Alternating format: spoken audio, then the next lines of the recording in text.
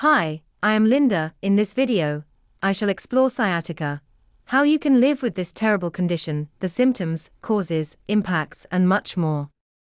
I shall start by understanding sciatica. Sciatica is a common condition that can cause pain that goes along your lower back, through the hips, and down each of your legs. The pain can be a result of density or irritation of the sciatic nerve. This is due to problems like a herniated disc, spinal stenosis, or degenerative disc disease. Sciatica can affect millions of people globally and is most common in adults aged 30 to 50, but it can occur at any age. It can be caused by an injury or gradually from wear and tear of the spine. The physical pain can impact your work, daily tasks, and social activities, and can often lead to emotional distress, anxiety, depression, and reduced quality of life. Sciatica is an underlying condition and not a disease. It is caused by your nerve, which is the longest and largest nerve in the body, that connects your spinal cord, hips and down each leg, and often occurs on one side of the body. When you get irritation, it can cause many symptoms including mild discomfort to severe pain. The symptoms can include mild ache, sharp pain, burning pain, and can include numbness, tingling, and muscle weakness. The cruelty and duration of sciatica varies from person to person. The symptoms can worsen if you sit or stand for a long time and certain movements. The condition can cause many symptoms that include severe conditions that compress or irritate the sciatic nerve. This could be 1. Herniated disc, which is when the soft inner gel of a disc bulges out and presses on the nerve. 2 can be age-related wear and tear on the discs that lead to herniation or narrowing of the nerve space.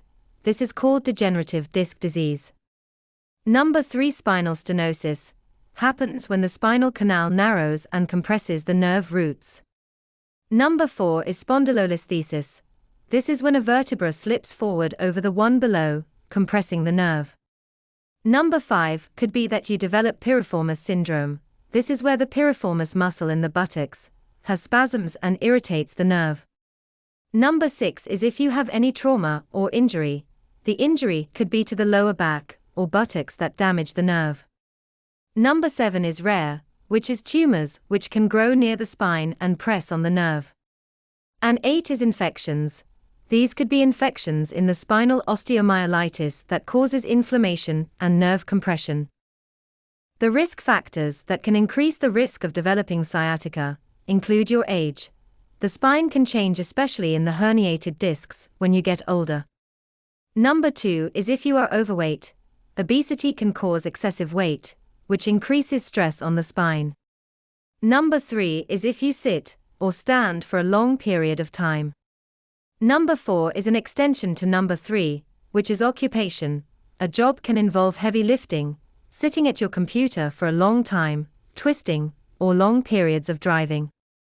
And 5 is if you have diabetes.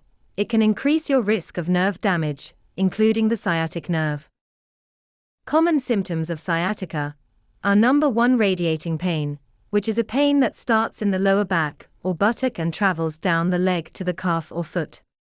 This can range from mild aches to a sharp burning sensation, and normally affects one side of the body. 2 is numbness, which can reduce the sensation in the leg or foot, which is along the nerve path. This is often accompanied by pain, making the leg weak and feeling heavy. 3 is a tingling and pins and needles sensation. The pins and needles are a feeling that you can get in your leg or foot. This sensation can be intense, usually when the pain is radiated. 4 is that your muscles become weak in the leg and foot. This can affect mobility and your daily tasks, as you may have difficulty moving around. The last one is pain that worsens when you move. This could be just standing or sitting, walking, bending, or twisting the spine. Coughing or sneezing can also worsen the pain. The severity of symptoms ranges from mild to severe and is influenced by various factors. They could include 4 steps. The first one is mild sciatica. This first step is the occasional discomfort or mild ache in the lower back, buttock, or leg. The impact generally does not interfere with your daily activities. The second step is moderate sciatica. When you develop moderate sciatica, you may have persistent pain that radiates down the leg, sometimes with feelings of numbness, tingling, and muscle weakness. Your daily activities can be interfered with, and you may need medication and physical therapy. Step 3 is severe sciatica. In this step, you may feel intense pain, significant numbness, and pronounced muscle weakness.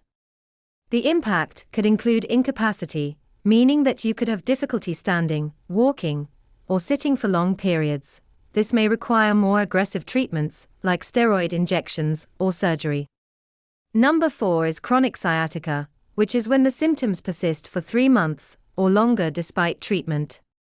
The impact could lead to long-term disability, affecting physical and mental health, and significantly reducing work and social activity. When you develop chronic sciatica that lasts 3 months or longer, it can affect your physical health and also your emotional and psychological well-being. The persistent pain can cause emotional challenges. Chronic sciatica can reduce your daily activities, work, and social appointments. The continuous pain makes you feel exhausted and overwhelmed, which can lead to a decline in overall health. Some emotional feelings that you may develop with the pain you live with could include depression with feelings of sadness and hopelessness. This can make you feel a loss of interest in activities and low energy, and you may have less sleep and a reduction in your appetite.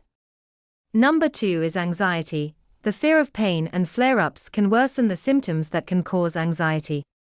The impact of this could lead to a reduction in physical activity and social interactions. Stress is number 3. This feeling can develop through chronic pain, and it can leave you stressed, combined with financial worries. The impact could become worse as your stress levels go up. It will make the pain worse, which creates a vicious cycle. Number 4 is your sleep could become disturbed. As your chronic pain may disturb your sleep pattern, the impact of this could develop poor sleep quality and worsen the pain, which leads to fatigue, irritability, and cognitive issues. Number 5 is social isolation. With your physical limitations, you may become withdrawn from social life. But isolation can increase emotional distress, making coping with pain harder.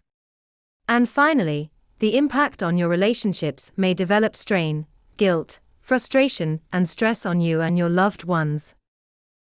The first coping mechanism is psychological therapies. There are 2 in this section: cognitive behavioral therapy, CBT. This helps reduce negative thoughts and develop coping strategies. Another one is mindfulness and relaxation. You could do some meditation, deep breathing, and yoga, which help with pain tolerance. Number 2 is support groups. Joining groups that have similar symptoms as yourself could help reduce isolation. Number 3, combined pain management programs, meaning that combining medical, psychological, and physical therapies could have an impact on both physical and emotional aspects. Number 4 is having a healthier lifestyle, such as exercises. I know this is difficult, but it would help if you did regular activities, as it can improve your mood and reduce pain. Another one is having a balanced diet, such as having fruit and vegetables, but no cakes or treats that can put more weight on your already painful body. Number 5 is taking your regular medication, such as antidepressants and anti-anxiety medications. They can help with the emotional impact of chronic pain. You could also be prescribed pain medications to help control pain and improve daily function. When you are in pain, you should be doing regular exercises that are low impact. They can help you to maintain flexibility, strengthen muscles, maintain a healthy weight, reduce inflammation, and support spinal health. The type of low-impact exercises includes walking, swimming, and cycling. You could also do strengthening exercises that strengthen your core muscles and support your spine. The types of strength exercises include exercise with the muscles in your core that can alleviate the spine, reducing nerve compression and pain. Or third exercises you could do are flexibility and stretching. These improve your flexibility and reduce muscle tension.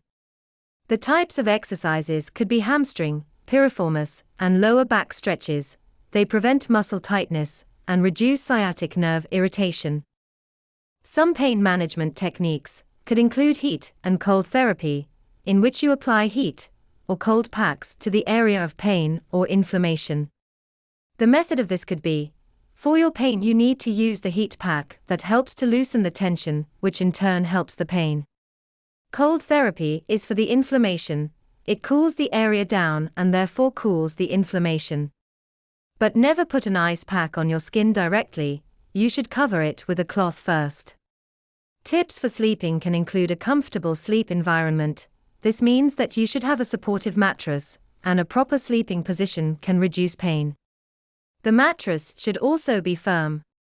With your pains, you should avoid sleeping on the stomach. Sleep on your side with a pillow between the knees, or on your back with a pillow under the knees. This reduces the nerve pressure, therefore better rest and less pain. Maintaining regular sleep and wake times could create a relaxing bedtime routine. Also, you should avoid caffeine before bed. It would help if you have a balanced diet of rich anti-inflammatory foods. These can reduce your pains and inflammation. The foods that you should be eating are leafy greens, berries, fatty fish such as salmon, nuts, and seeds. Staying hydrated is also essential for spinal health. It would be best if you drink plenty of water throughout the day, as this maintains the elasticity and helps with intervertebral discs, reducing nerve compression. The conclusion is that sciatica is a devastating condition that can affect your mobility, functionality, and overall quality of life.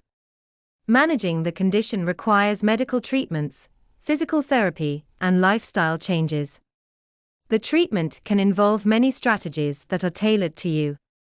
They can include medications, physical therapy, and alternative therapies. All can help with the relief of the symptoms. But if you have severe symptoms, you may require surgical options such as microdiscectomy, laminectomy, or spinal fusion. I am not a medical professional, and this video is for information only. If you have any worries, you should consult your doctor or healthcare professional. Thanks for watching this video. If you found it helpful, then please click the subscribe button to follow my channel and click the bell. If you have any questions, please leave a comment below. I hope this has helped you and